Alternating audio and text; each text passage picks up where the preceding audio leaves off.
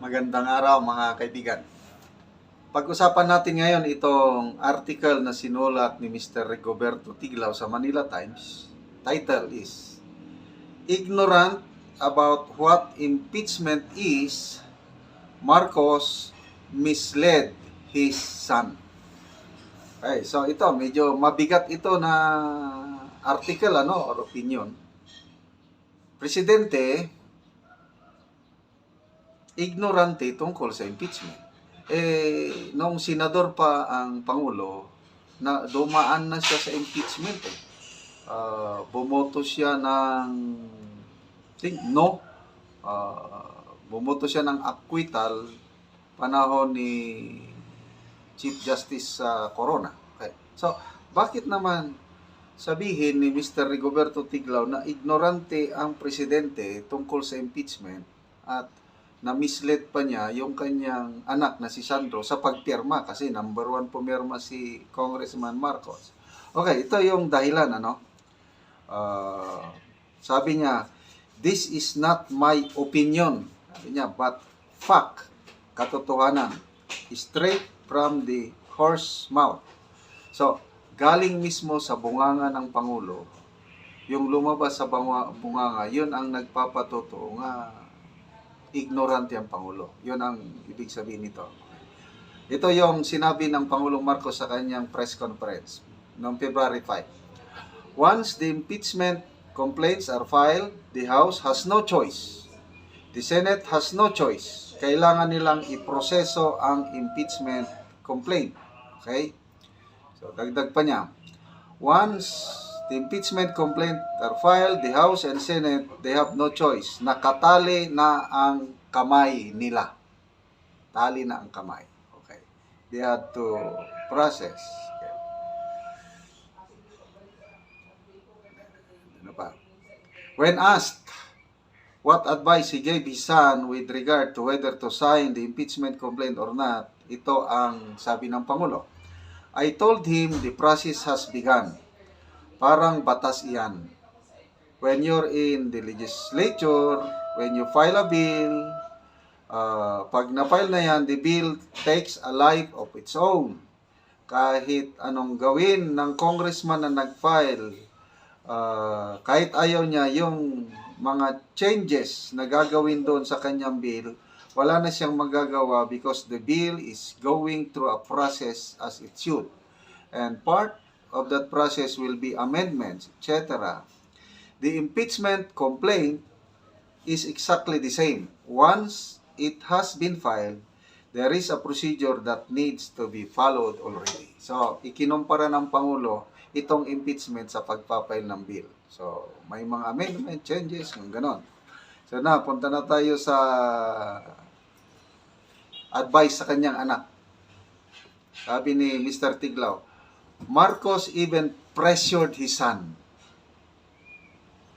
saying that he would be violating his oath of office as an Ilocos representative if he didn't sign. So ito ang sabi ng presidente. So sabi ko, nandyan na tayo. Sabi ko kay Kong Sandro, sabi ko sa kanya, the process has already begun. So it's your duty now to support that process. So, do your duty. That's what I told him. Do your duty. You have to support the process. You are constitutionally mandated to carry out that process. And you're a congressman, so do your duty. That's what I told him. I don't know he'd be the first to sign. So, yan na. Advice ng Pangulo sa kanyang anak is, do your duty. Yan na. Okay, go now there. So, ano naman ang masama doon? Kasi medyo na-curious ako bakit ignorante ang Pangulo sa impeachment. Ito na ang paliwanag ni Mr. Tiglao.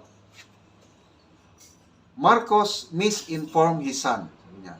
The 30-year-old congressman's duty and that of his colleagues was to evaluate the impeachment complaint and to agree or not whether to ask the Senate to undertake a trial.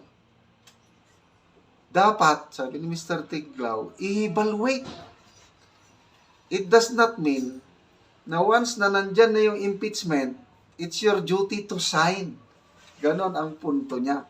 So, dito sa article ni Mr. Tiglaw, nagbigay siya ng mga halimbawa.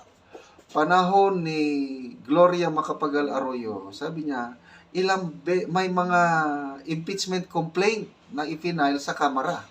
Ganon din panahon ni President Noynoy Aquino, may mga impeachment complaint sa Kamara.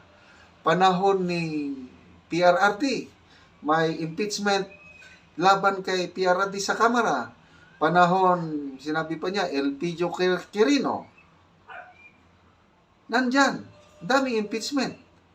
Kaya ang mga kongresista, in-evaluate nila yung mga impeachment complaint sa Kamara. Ang evaluation,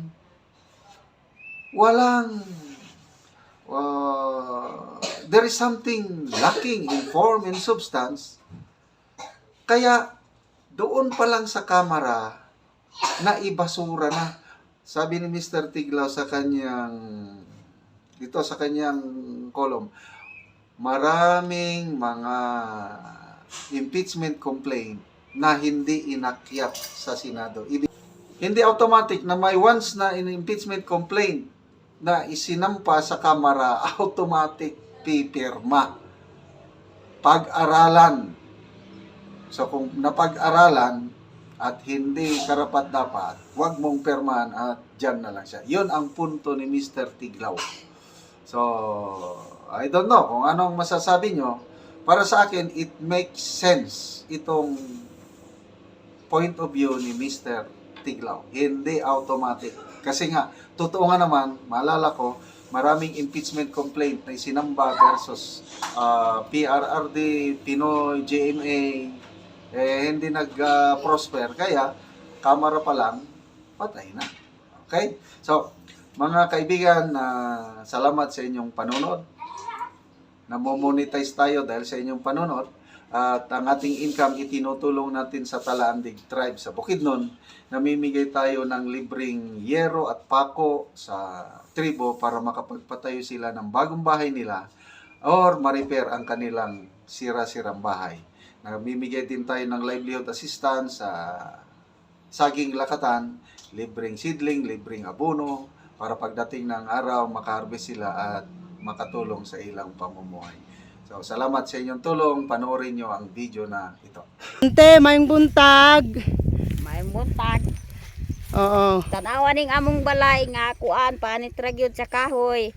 Wala mi ikapalit og kuan among atop kay kuan wala pagka kuan may kwarta. Wala mi magpalita makuha og kwarta. Oo, so mo na ni auntie ang inyong payag panit sa kahoy. Panit sa kahoy ra gyud. Oo. So giun sa maninin yung ante pag kuan kanang gikuan sa sundang dahil gipanit dayon. Oo. Gikuan na ra sa sundang gipanitan dayon ang kahoy. Na kuan dayon ang among pampagyod gibutang ra sa yuta ang higdaanan. Ang inyong higdaanan naara sa yuta. Nara. Ala oy. Kay wala mi ipalit og lansang og kaning ipang sa among haligi wala gyud. Oo. So giun sa man ni si ante gibugkos ra ang inyong Gibugkos ra og mga kuan ra sa diri sa lasang.